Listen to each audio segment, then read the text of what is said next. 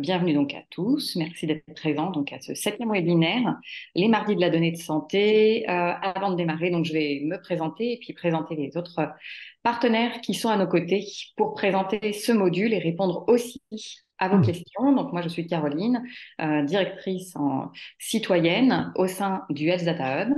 À mes côtés, il y a également Arthur, que je laisse se présenter s'il nous entend. Mais ça a l'air bloqué. Il n'a pas mis son micro surtout. Oh, ouais, et je ne le vois pas bouger. Bon, eh ben, Arthur, donc de France Info Santé, mais Bonjour qui à se tous. présentera peut-être Ah, après. ça Ah, y tu est. m'entends, ça y est. Caroline, est-ce que Ouh. tu m'entends? Ça va être compliqué. Non. Alors, On ne t'entend pas, Arthur. Je vais laisser dans ce cas Ben te présenter.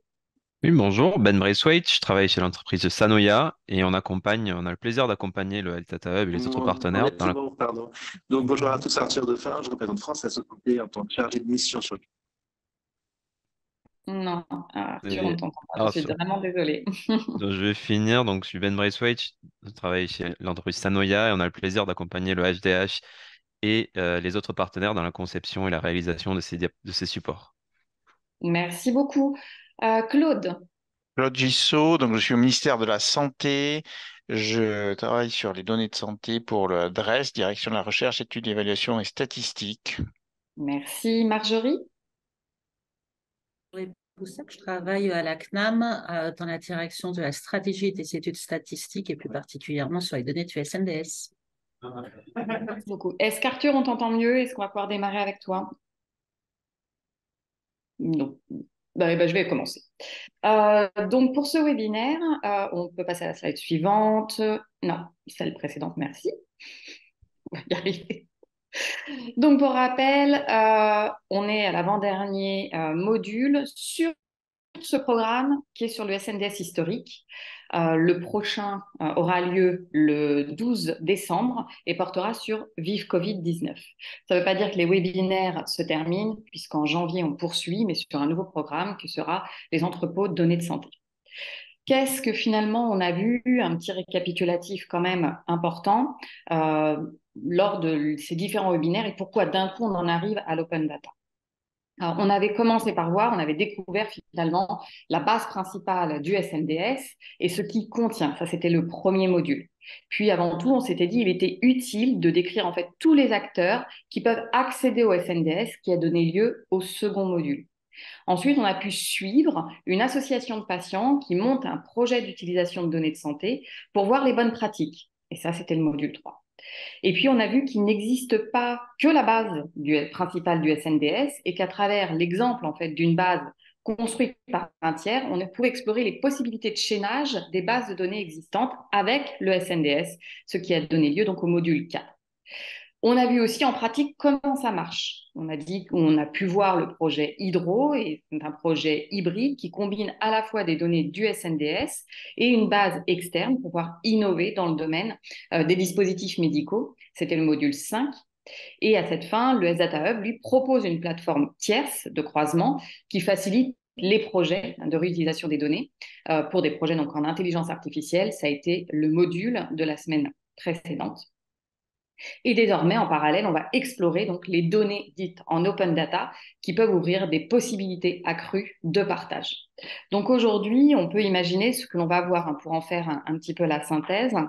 C'est une équipe qui a besoin de créer une base de données qui est pseudonymisée dans le cadre d'une étude et notamment une équipe d'un CHU. Et l'objectif, ça va être pour elle d'améliorer donc la prise en charge de patients admis pour troubles anxieux. C'est un exemple. Progressivement, on va voir qu'elle voudrait partager ces données de façon ouverte et elle va devoir passer de la pseudonymisation à l'anonymisation. Et aussi, elle-même, elle va vouloir utiliser d'autres bases de données qui, elles, sont en accès libre.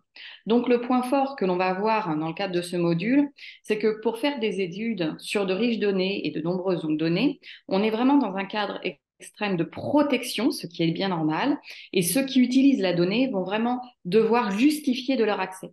Mais quand on utilise la donnée qui est en open data, et donc anonymisée, c'est globalement plus libre, plus mis, enfin, en termes de mise à disposition de tous.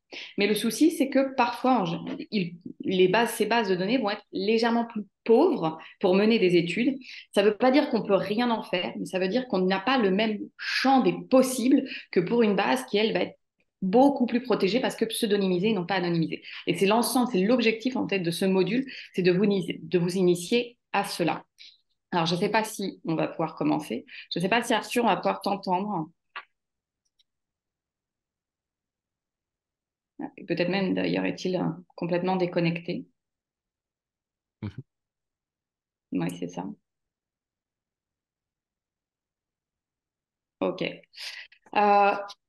Est-ce que quelqu'un veut prendre ce qu'il devait Je, faire, Fontaine? je peux entamer si vous voulez, On fait comme ça. vu que je vais continuer par la suite.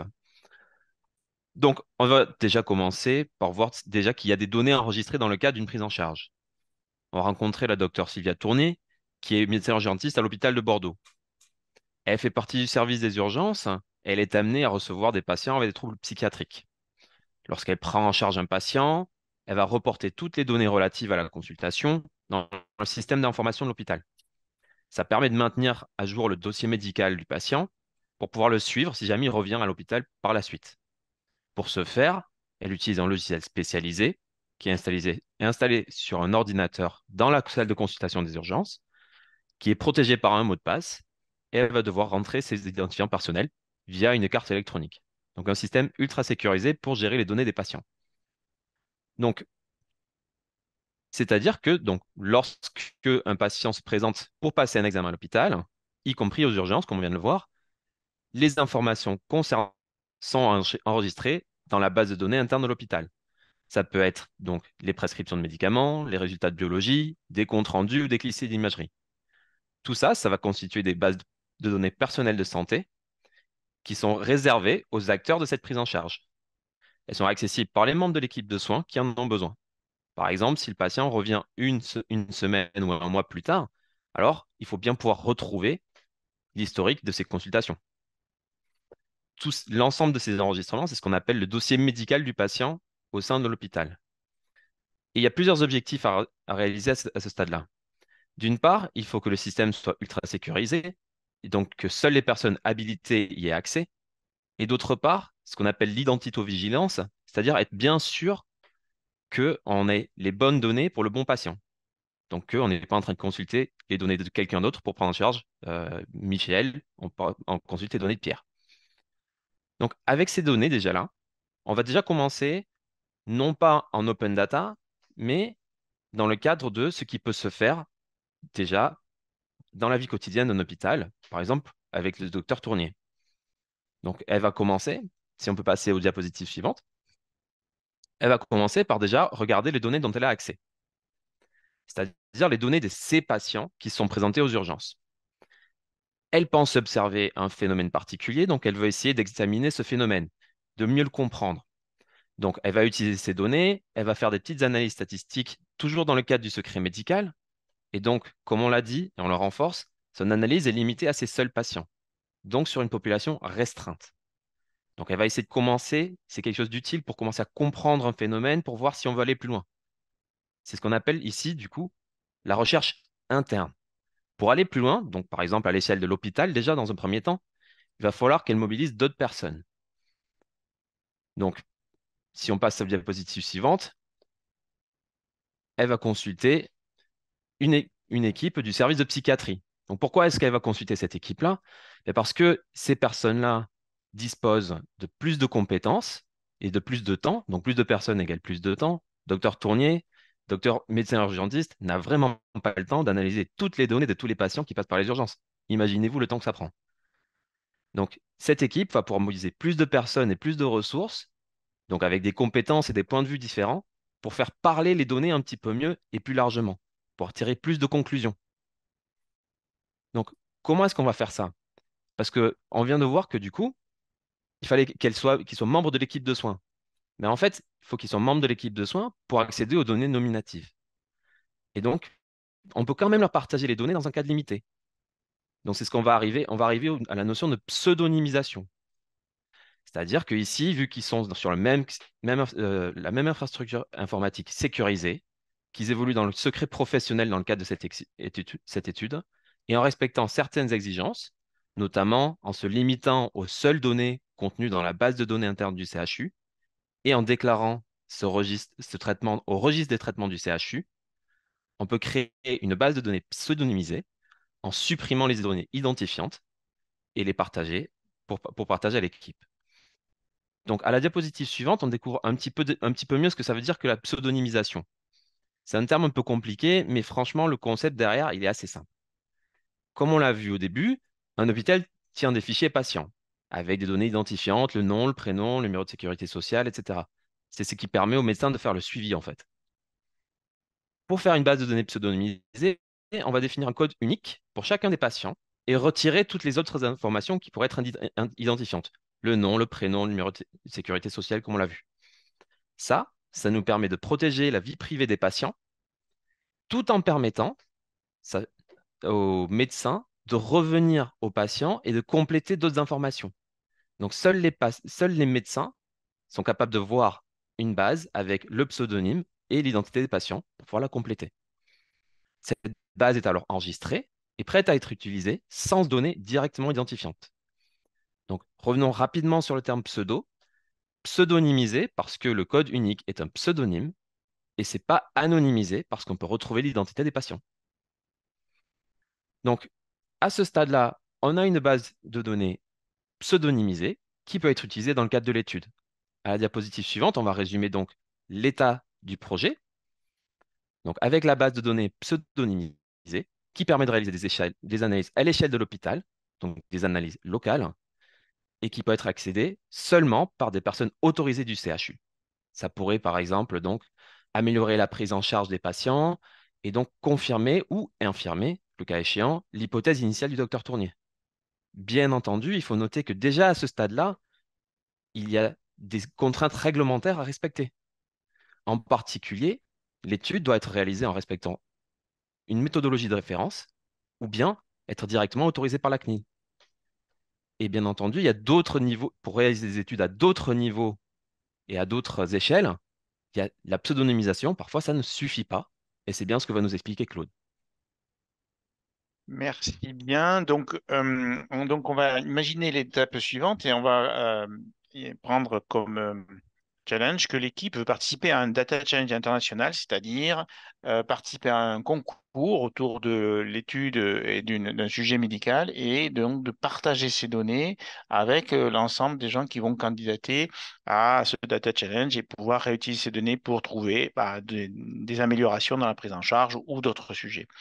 Et la difficulté de plusieurs difficultés. Une première, la question, c'est qu'il faut massifier les données. Donc, le CHU va essayer de s'associer avec d'autres établissements.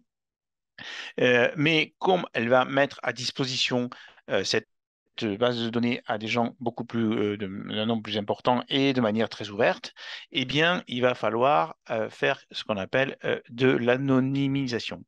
Et pourquoi ça? C'est parce que, évidemment, premièrement, en massifiant les données, on a plus de possibilités de retrouver les gens, etc. Donc, il faut évidemment retrouver ce sujet. Et ensuite, évidemment, le data challenge, il n'a pas vocation à revenir vers le patient. Et comme l'a indiqué Ben tout de suite, c'est-à-dire que quand on reste au sein de l'hôpital, on peut avoir intérêt, en regardant ces données, à améliorer le sort d'un patient, etc. Là, dans un cadre d'un data challenge, on va se retrouver dans une situation où on veut améliorer le sort de tous les patients, mais en trouvant une meilleure solution dans la prise en charge. Et de ce fait, on ne revient pas aux patients individuels, nominatifs, etc. Donc on va passer à de l'anonymisation. Et évidemment, alors, qu'est-ce que ça veut dire construire une base anonyme? Eh bien, on va le voir tout de suite en regardant l'ensemble des processus. Donc, on peut passer, voilà. Donc, qu'est-ce que ça veut dire transformer et rendre les bases anonymes? Ça veut dire qu'il faut être dans l'impossibilité en pratique de retrouver une personne en utilisant cette base de données ou en recoupant des informations de cette base de données avec d'autres bases de données. Et le deuxième point est très important. C'est-à-dire, vous avez déjà le sujet à l'intérieur de la base, mais surtout, vous avez le sujet en croisant d'autres bases. Alors, Pour faire ça, et évidemment, l'idée, c'est d'avoir un arbitrage entre la précision des données qu'on va mettre dans cette base pour que le data challenge puisse se faire et qu'il y ait un intérêt pour les candidats à aller traiter de ces bases. Et donc, il faut qu'elles soient suffisamment riches en termes d'informations pour permettre d'avancer dans la recherche. Mais évidemment, il faut qu'elles préservent l'identité complète des patients concernés par ces données. Donc, premièrement, on va supprimer des données. Alors, les supprimer des données, c'est celles qui sont directement identifiantes, ce qu'a indiqué Ben tout à l'heure. C'est-à-dire les noms, les numéros de sécu, les adresses précises des gens, ben, tout ça va être supprimé parce que ça n'a pas d'intérêt pour la recherche. Et par ailleurs, c'est évidemment directement nominatif. D'autres données vont être ce qu'on appelle alors généralisées, agrégées, etc. Bon, on va préciser tout ça. C'est-à-dire que par exemple, vous avez des dates de naissance, vous pouvez ne garder que l'année pour éviter que le jour et le mois donnent une précision trop importante sur la reconnaissance d'un individu. Vous pouvez aussi les agréger, c'est-à-dire qu'au lieu de donner l'âge exact, vous dites, voilà, la personne a 62 ans, eh ben, vous dites, elle a entre 60 et 65 ans, ou entre 60 et 70 ans, et ce qui permet d'éviter, là aussi, de retrouver trop facilement les gens.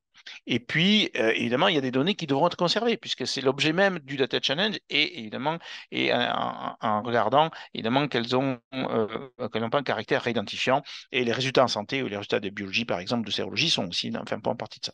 Donc, tout ça est très important. Et le point central, c'est que il n'y a pas de système absolu, c'est-à-dire que tout ça dépend du contexte.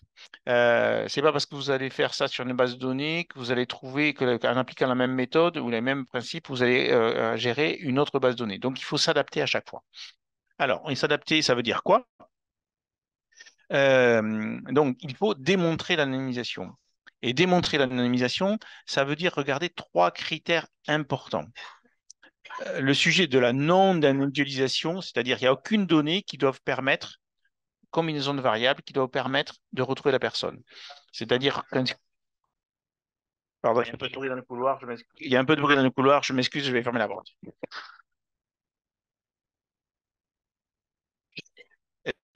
Excusez-moi. Donc la non-individualisation, ça veut dire que effectivement vous ne pouvez pas retrouver en combinant l'âge, le sexe et éventuellement un lieu de résidence et retrouver la personne. La corrélation, c'est l'idée que vous ne pouvez pas, en utilisant les données de la base ou avec une autre base, de pouvoir retrouver la personne.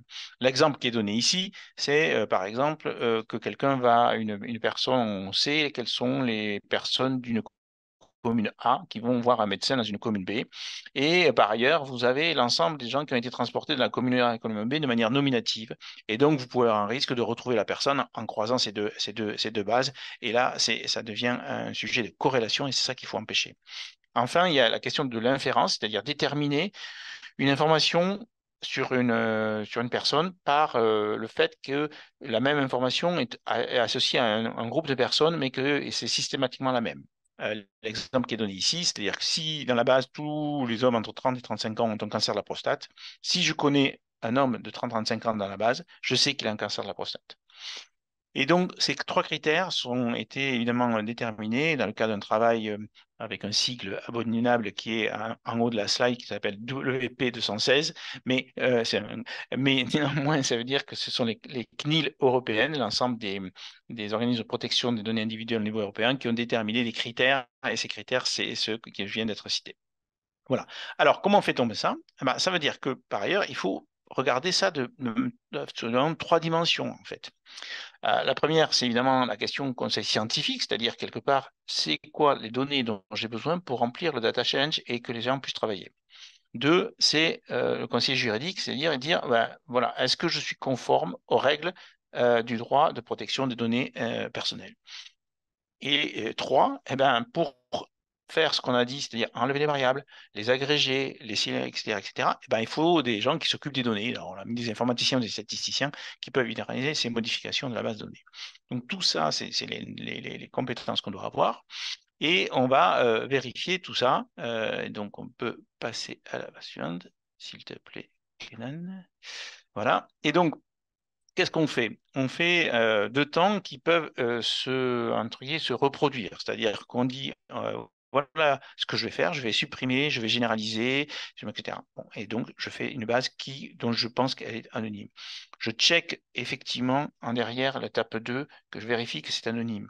Et donc, je regarde si on est capacité d'isoler un individu par une combinaison de variables. Je regarde si on peut corréler cette base avec une autre. Et je regarde effectivement si je peux inférer des informations en regardant des catégories de personnes.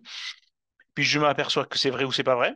Et donc, si c'est vrai, ben, je continue. Si c'est pas vrai, ben, je remonte à l'étape d'avant d'anonymisation de la base pour regrouper une variable supplémentaire ou en enlever une autre, et ainsi de suite, jusqu'à arriver à une base strictement anonyme. Voilà.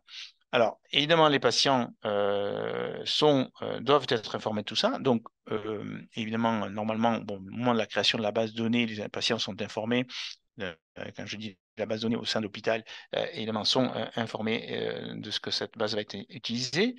Ils doivent être informés qu'elle va être réutilisée, bien entendu. Et lorsqu'il y a évidemment leur diffusion au sein d'un espace plus ouvert, il faut évidemment que de l'information circule pour dire aux patients, attention, les données que vous avez fournies là sont utilisées dans ce cadre-là, elles ont été anonymisées, machin, etc., etc., etc. Toutes ces informations-là doivent être évidemment traitées. Par ailleurs, quand on est arrivé à une base anonyme, eh bien, il n'y a plus d'application du RGPD puisqu'on est dans une base anonyme. Donc, elles ne sont plus considérées comme des données personnelles et donc elles peuvent être ouvertes à n'importe qui. Mais évidemment, en ayant bien vérifié qu'elles étaient anonymes. Donc, il n'y a pas nécessité de déclarer quoi que ce soit pour utiliser ces données-là. Rappel quand même, c'est que pour arriver à la base anonyme, tout ce traitement des données personnelles est un traitement de données personnelles et qui donc, faut vérifier là aussi qu'on est autorisé à le faire. Voilà. Hop. Bon, voilà. Et donc, l'équipe du CHU organise l'élimination des bases de données, c'est à elle de le faire. Donc, elle doit transformer donc, les choses, elle doit avoir réuni l'expertise scientifique, l'expertise juridique et l'expertise informatique ou statistique qui permet de faire les transformations, etc. Une fois qu'elle a vérifié tout ça et qu'elle a vérifié qu'elle a respecté, eh bien, elle peut mettre alors les données à la disposition du Data Challenge. Et je pense que la suite est fournie par Caroline, je crois, il me semble, dans la Exactement. suite. Merci beaucoup. Oui, effectivement. Donc, je reviens quand même en quelques mots sur ce qu'est un data challenge. C'est une compétition donc, en sciences des données et l'objectif, c'est de répondre à des problématiques médicales précises à l'aide de l'analyse en fait, des données qui vont être mises à disposition, donc anonymisées. Et l'idée, c'est de résoudre dans un temps imparti une question précise de data science. Ça se passe en ligne et en fait, normalement, les compétiteurs, ça peut être vraiment tout le monde, des étudiants, d'autres personnes, peu importe, pourvu d'avoir suffisamment de compétences, évidemment, dans l'utilisation des données. On a mis en place, donc le Health Data Hub propose en fait des data challenges de façon régulière et en collaboration d'ailleurs avec d'autres partenaires. L'un des premiers à avoir été réalisé date de 2020 et c'est un data challenge assez intéressant qui a été porté avec la Société française de pathologie. En fait, l'objectif de ce data challenge a été de favoriser en fait le développement d'outils d'aide au diagnostic en l'occurrence celui des cols de l'utérus. Et évidemment, pour les compétiteurs, l'idée, c'était de mettre au point les meilleurs algorithmes de classification des lésions. Alors, un petit peu de contexte sur ce sujet-là. Aujourd'hui, les diagnostics du col de l'utérus sont réalisés en fait à partir de l'observation des lames de verre, comme on peut le voir là sur l'image, mais qu'on regarde avec un microscope optique. Et ces lames de verre, aujourd'hui, elles pourraient être numérisables, il n'y a pas de problème là-dessus, mais ça reste quand même une pratique assez marginale. Et avec les outils d'intelligence artificielle appliqués à l'analyse de ces lames virtuelles numérisées, on peut finalement aider, trouver des algos qui permettent d'aider les professionnels de santé dans l'aide au diagnostic des lésions du col de l'utérus. Donc, ce qui a été fait pour ce data challenge, c'est que tout d'abord, énormément donc, de centres d'anatomopathologie français, qu'ils soient publics ou privés, ont participé pour justement mettre en accès ces données à partir donc d'un jeu de données de près de 5000 lames, ce qui est absolument énorme, un travail vraiment colossal et qui a permis ce concours. Et ici, bien, à noter qu'à chaque lame est associée une description qui ne contient pas d'informations sur l'identité de la personne prélevée, que ça contient des informations médicales utiles pour l'analyse d'images. Bref, il y a un travail énorme qui a été réalisé donc selon les conditions qui ont été mentionnées précédemment, pour pouvoir mettre à disposition ce jeu de données anonymes. Maintenant, on va voir comment l'équipe qui veut partager cette base de données avec d'autres équipes, comment elle peut faire, donc comment elle va procéder. On va imaginer donc que suite à la participation au Data Challenge, certaines équipes de recherche vont rentrer en contact, par exemple, avec le CHU, donc l'exemple qu'on a mentionné tout à l'heure, pour se renseigner sur leur base de données. En fait, ici, cette base, elle pourrait être utile pour d'autres projets, on le sait. Et l'hôpital pourrait tout à fait rédiger pour chaque demande un contrat d'utilisation de la base de données anonyme, et notamment en auditant au préalable la pertinence, la finalité du projet de recherche du candidat. Mais le souci de cette démarche, c'est que ça engage un processus administratif qui est absolument contraignant. Donc le CHU va avoir plutôt l'idée pour être plus efficace, et que ce soit plus profitable à d'autres personnes, d'ouvrir, de proposer en accès libre, évidemment parce que c'est anonymisé et que les différents aspects de l'anonymisation ont bien été vérifiés. Donc, elle va pouvoir mettre en open data pour que d'autres équipes aux intérêts et aux compétences différentes puissent les utiliser et produire des analyses qui vont être innovantes. Donc, on voit bien l'intérêt de partager d'autres équipes composées de spécialistes qui peuvent être d'autres domaines et qui peuvent avoir des compétences différentes pourront aussi apporter de nouvelles analyses, d'où l'intérêt d'un partage. C'est l'aspect aussi positif d'étendre l'accès aux données de santé dans ce cadre spécifique donc d'open data. Slide suivante. Donc, on peut mettre les bases en accès libre. L'objectif, donc toujours, open data, doit être associé à données anonymes de santé, agrégées et réduites. Il faut entendre que quand on dit open data, eh bien, toute personne ou entité peut y accéder. Il n'y a plus de risque. C'est ouvert, c'est anonymisé. Il faut aussi entendre dans l'objectif de la mise en open data, le fait que ce soit donc de l'ouverture. Donc, tout le monde peut y accéder, c'est ce que je viens de dire. Il faut entendre aussi l'intérêt. L'intérêt, parce que la base peut contenir encore des informations utiles. Mais pourquoi on dit encore? Parce qu'on l'a mentionné tout à l'heure, dès lors qu'on anonymise, on est d'une certaine façon obligé de retirer tout un ensemble de données qui pourtant peuvent être intéressantes pour la recherche, mais évidemment qui là deviennent trop à risque, trop sensibles. Donc on retire au maximum, mais quand on retire au maximum, ce que je disais en intro, ça peut faire éventuellement une base un peu plus faible. Ben oui, mais elle est en ouverture totale. Donc intérêt, mais relativement modéré selon les cas. Et puis, il y a bien donc dans Open Data à retenir le caractère d'anonyme, donc toute identification d'une personne par quelque moyen que ce soit est impossible. Donc, le partage de ces données est conçu dès la construction en général de la base pour prévenir toute conséquence néfaste aux personnes qui ont contribué à la base d'origine. Slide suivante. Alors, il existe déjà des bases de données de santé en accès libre et d'ailleurs, tout porteur de projet, tous ceux qui ont envie ou qui sont déjà en train de le faire, doivent aller regarder ce qui se passe dans ces bases, s'il n'y a pas des données qui pourraient les intéresser. On pense notamment à DataGouv, donc c'est le gouvernement qui propose des données sur de nombreux thèmes, dont une des bases de Santé publique France sur Covid-19 par exemple. On pense aussi à l'assurance maladie, qui propose plusieurs bases de données, dont OpenMedic, et aussi un site de data visualisation, dont le site est mentionné ici, data.ameli.fr. On pense également à Scan Santé, donc de l'ATIH, qui propose des données et des statistiques sur de nombreux thèmes également, allant des indicateurs de maladies aux finances. On pense à l'INSERM, qui propose des données anonymes en libre accès sur les causes de décès en France au cours des 3 dernières années.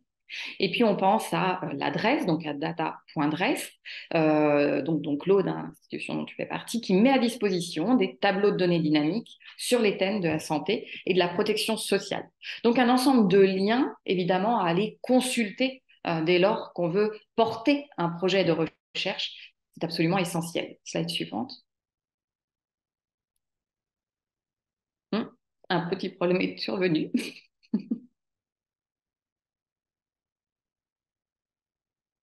Donc, la réutilisation des données mises en accès libre par les instances publiques est encadrée. Et dans le cadre de la politique du gouvernement en faveur de l'ouverture publique, c'est Etalab qui a conçu notamment donc, la licence ouverte. Et cette licence, elle facilite et elle encourage la réutilisation des données publiques mises à disposition gratuitement. Slide suivante. Le Health Data Hub, lui, évidemment, est inscrit dans cette démarche, mais essentiellement aussi dans une démarche d'open source, c'est-à-dire de mutualiser les connaissances. L'idée, c'est pas systématiquement d'avoir à soi la connaissance et de ne pas la partager. Au contraire, il y a une connaissance qui est partageable et elle est partageable de différentes façons. Et c'est ici l'ensemble des outils qu'on met à disposition de chacun en accès libre. Il est tout d'abord possible, en fait, d'interagir et de poser ces questions sur un forum à partir duquel en fait nos experts vont pouvoir vous répondre sur des questions qui peuvent porter sur des procédures d'accès aux données, sur les contenus, etc. Donc ce forum est absolument fait pour ça. Allez-y pour poser vos questions. Vous pouvez aussi retrouver un ensemble d'événements, dont celui-ci d'ailleurs fait partie, ce webinaire, mais ce sont aussi des meet-up. On a aussi des sessions d'information sur la base principale du catalogue. On a des sessions d'information sur un ensemble, sur les conditions d'accès, sur le sujet de l'information. Donc, surtout, ne pas hésiter à vous informer sur les événements que l'on propose et qui sont des sources d'information en direct extrêmement précieuses. On a troisièmement mis en place le Starter Kit pour pouvoir connaître donc les démarches d'accès aux données. Vous êtes un porteur de projet, il va vous falloir réaliser un ensemble de démarches et aussi remplir le protocole d'étude. Comment procéder? Quel est le chemin qui est le mien? Eh bien, tout est dans ce Starter Kit qui est très pédagogique, qui a d'ailleurs été co-construit avec un ensemble d'acteurs pour nous assurer qu'il soit lisible et compréhensible de tous. France Assos Santé, d'ailleurs, y a très largement participé.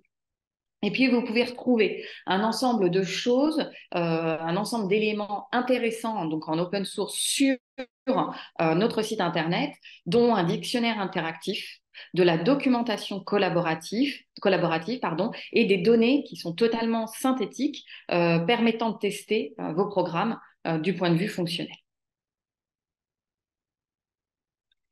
Qu'est-ce que nous avons appris aujourd'hui? On a appris, et on a essayé de mettre bien ça en relation, à la fois ce niveau, le premier niveau de protection de l'identité des patients, qui passe par la pseudonymisation. Des données pseudonymisées, elles peuvent être partagées avec des équipes, mais contractuellement, et qui sont finalement désignées et qui disposent d'une infrastructure informatique qui est sécurisée. Finalement, ce schéma-là, c'est celui qu'on a répété tout au long de ces modules, tout au long de ce webinaire. Vous voulez accéder à des données, notamment celles du Système national des données de santé? Très bien, ce sont des données pseudonymisées. Et il y a un ensemble de démarches pour pouvoir y accéder. Mais on peut aussi mettre les données anonymes en accès libre. Et d'ailleurs, d'autres personnes peuvent en bénéficier. Cette anonymisation, c'est une procédure spécifique qui est à la fois technique et juridique, avec une analyse de risque. C'est une façon simple et pratique donc de stimuler l'innovation dans le secteur de la santé, avec potentiellement quelques bémols. Ce bémol, c'est sur le champ des possibles avec des données en accès libre donc, et anonymisées, parce qu'évidemment, elles ne contiennent pas tout de ce fait-là. Et donc, ça ne veut pas dire, encore une fois, que ce n'est pas intéressant de les utiliser, mais qu'on ne peut pas nécessairement non plus tout faire, porter tous les projets avec ça. Il faut juste, certainement pouvoir, en général, chaîner ou avoir une question de recherche qui est adaptée à cette base ouverte à tous. Est-ce que les partenaires veulent ajouter quelques mots pour conclure sur ce module? Ou alors on passera aux questions-réponses.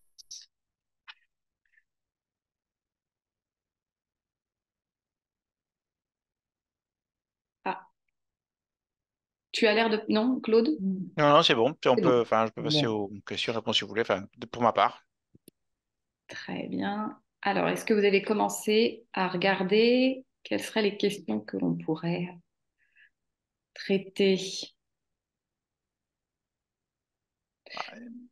Il y a un petit groupe autour de toutes les données omiques, quoi, génomiques, tout ça, etc. Et effectivement, elles posent une difficulté assez importante puisqu'elles sont effectivement identifiantes par nature.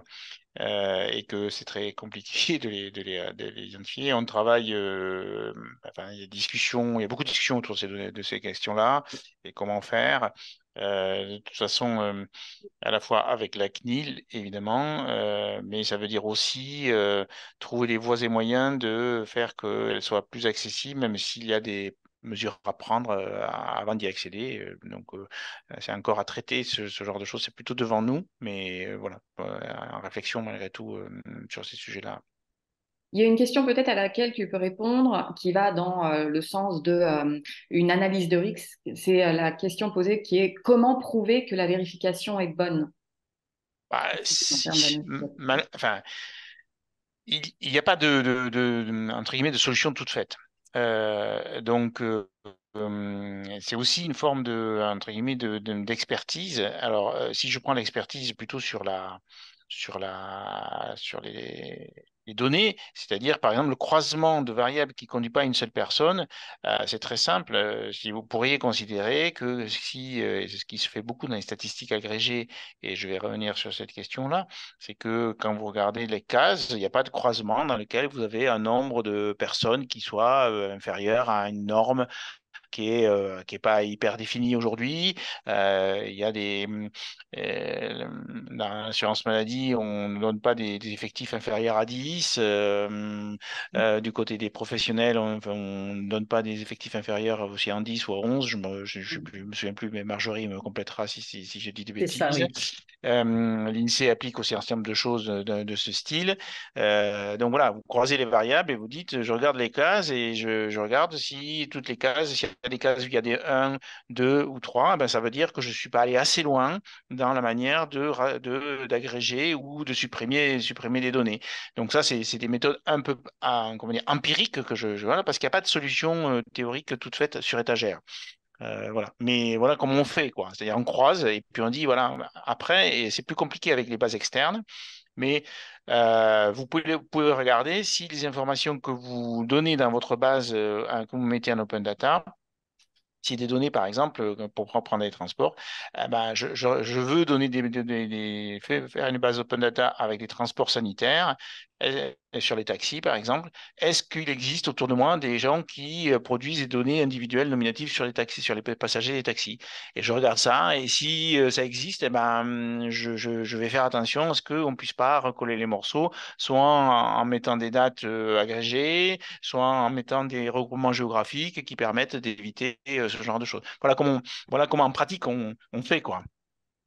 Tout à fait, merci beaucoup. Je vois aussi qu'il y a des questions autour des data challenges. Donc, pour information, on va vous mettre l'adresse de notre site. Il y a sur le site donc, du S Data Hub, dans l'espace Explorer le S Data Hub, une page sur les data challenges en santé où vous êtes informé à la fois de ceux qui ont déjà été réalisés, de comment, etc., qui a été lauréat, des prochains data challenge. Ce sera également évidemment sur l'ensemble de notre site, mais particulièrement sur cette page-là. Et vous avez aussi une documentation utile de comment on organise un data challenge qui peut être utile pour ceux qui souhaiteraient organiser ce type d'événement.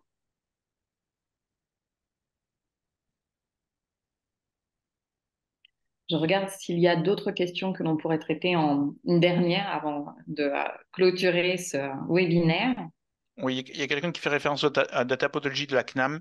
Oui, Il faut savoir que les données de pathologie de la CNAM, c'est déjà des données agrégées qui sont sur la base. Les données brutes que vous avez, en fait, sont déjà des données qui sont agrégées et donc ce ne sont pas des données individuelles et vous ne pouvez pas, en principe, elles ont été testées pour justement éviter que les croisements arrivent à des nombres inférieurs à 10, je pense, et qui permettent ensuite de retrouver éventuellement des gens. Donc, elles ont été, en réalité, ce ne sont pas des données brutes que vous avez derrière Data Challenge, ce sont déjà des données qui ont été retraitées et traitées pour être anonymisées. Oui, exactement. On a d'autres jeux en data visualisation, mais effectivement, c'est data pathologie, c'est le comment dire la data visualisation de l'outil cartographie des dépenses et des pathologies que font la CNAM. Et effectivement, ce sont déjà des choses qui sont regroupées, des données agrégées sur des données SNDS qui sont des données, elles, individuelles et pseudonymisées. Donc, voilà. À l'origine individuelle pseudonymisée et restitution en agrégé open data anonymisé. Merci beaucoup. Je vous propose d'arrêter ce webinaire maintenant. Je remercie à la fois donc les partenaires, comme d'habitude, toujours aussi fidèles, et puis eh bien, tous ceux qui nous ont suivis. Le prochain webinaire, c'est le 12 décembre et qui portera sur le projet Vive Covid-19, donc un projet associatif. Et ce qui sera intéressant ici de découvrir, c'est qu'on ne sera pas en fait sur le sujet à proprement parler du système national des données de santé. En fait, on va être sur un projet de type RIPH3, c'est-à-dire un ensemble d'études qu'ont plutôt l'habitude de porter les associations de patients, et on verra donc comment on peut porter un projet de ce type-là et éventuellement comment un projet de ce type-là peut ensuite être chaîné avec les données du SNDS. Merci beaucoup et à très bientôt. Merci, bonne journée. Merci. Au revoir. Au revoir.